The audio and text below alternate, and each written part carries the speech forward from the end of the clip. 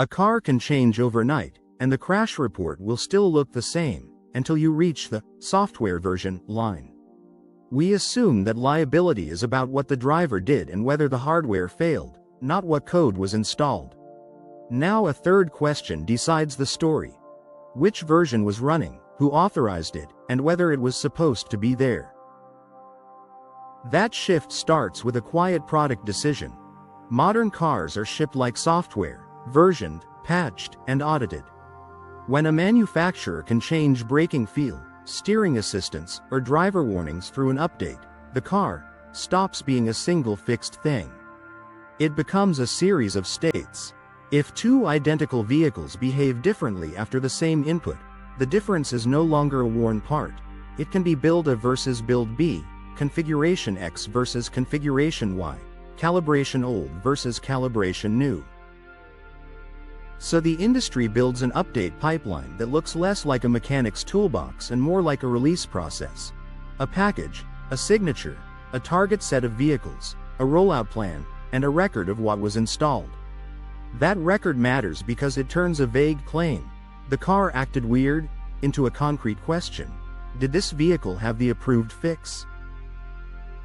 In the old model, an accident was about force and failure. In the new model, it's also about compliance with the software state. Here's the key mechanism. In the US, some recall letters don't describe a repair, they describe a condition. One owner letter says, "When software version OS 4.3.0 is confirmed as installed, no further action is required." That sentence quietly redefines what "fixed" means. It's not a new part. It's a verified state. Imagine a crash where both sides agree on the model, the road, and the driver's inputs, yet the dispute turns on a menu screen. If OS 4.3.0 was installed, the manufacturer can argue the vehicle met the remedy condition. If it wasn't, the question becomes why. Was the update offered? Was the notice clear? Was installation reasonably expected? A recall becomes less about the vehicle's body, and more about its timeline. This is why the accident narrative changes. With physical parts, investigators asked whether a component was defective, worn, or misused. With version software, investigators can ask whether the vehicle was in a known safe state, whether the update was applied, whether it was interrupted, or whether the car was running a configuration that the manufacturer no longer supports. That creates a new liability geometry. If a driver ignores a warning, it points to driver behavior. If a manufacturer ships a change in warnings, monitoring, or thresholds, it points to design intent. And if an update is offered but not installed, the blame can drift into the gray zone. Was a driver reasonably expected to update? Was the update clearly communicated? And was the feature marketed as safety-related? A recall used to be a letter and a visit. Now it can be a software build number that divides safe from not yet. On the manufacturer side, this is attractive because it creates closure. The company can say, "This population is remediated, this population is pending, this population is unreachable." And now closure can be measured, not guessed. In one US recall filing, the remedy is an OTA release, and the manufacturer reports that as of January 23, 2025, 99% of affected vehicles in the US had installed software release 2023.38.4 or later. That's not a talking point. It's a fleet-level state count. But the same structure that creates closure also creates evidence. If the system can prove an update was delivered, installed, and acknowledged, it can also prove when it wasn't. Liability doesn't only move toward the manufacturer, it becomes more conditional. The deciding factor is not, was the product safe, in the abstract, but was the product in the expected state at the time. And here's why this is bigger than any one country. Once cars are managed as software, every market faces the same reality.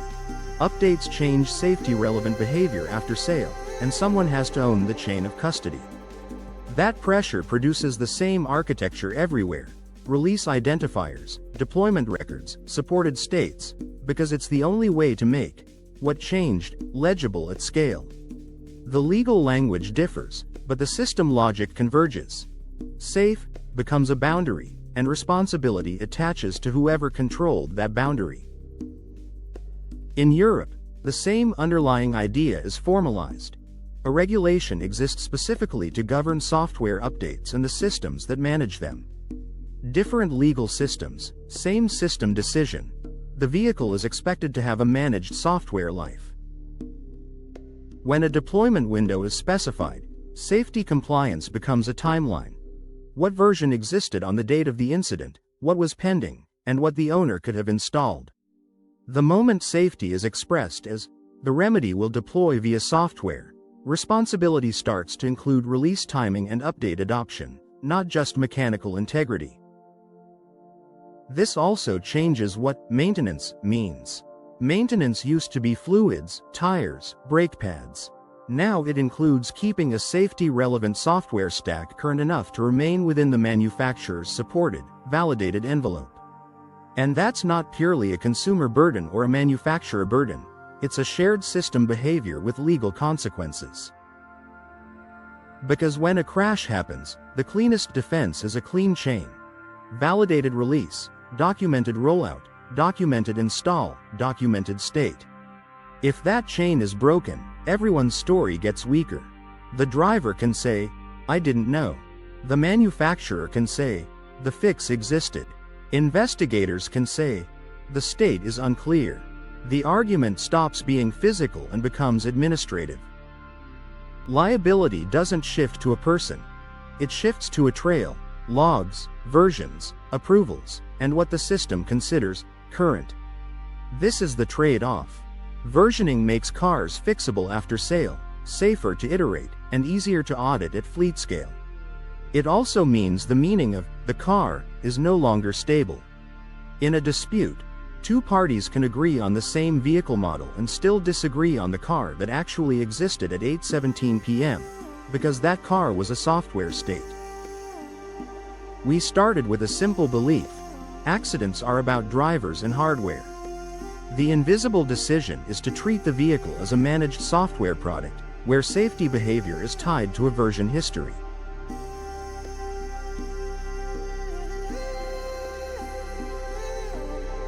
Once you see that decision, you start noticing it everywhere.